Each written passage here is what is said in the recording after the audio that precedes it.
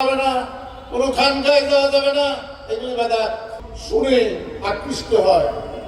কিন্তু এর মধ্যে বঙ্গোপসাগর সামান্য একটু জায়গা আছে মিয়ানমারের দিকে। আজকে প্রতিকূল আবহাওয়ার মধ্যে দেখার পরে কি মন্তব্য করেছিলেন? হযরতে জাবের নফসের ওই লেভেলে রূপান্তর করতে পারলে পরে আমরা নিজেদের নিয়ন্ত্রণকে আমি স্মরণ করছি, পরম শ্রদ্ধা ভরে স্মরণ করছি। তোমার মধ্যে শরীক শামিল হওয়ার জন্য আল্লাহ আমাদেরকে তৌফিক দান করুন। যাচ্ছেন আর এই হেদায়েতের মশাল হাতে নিয়ে আহ্বান করে আত্মশুদ্ধির মাধ্যমে আলোকিত আমার সঠিক আলোচনা আমি শেষ করব। কাগজে হালাল বেঁচে চলিও এবং যেখানে সেখানে দাওয়াত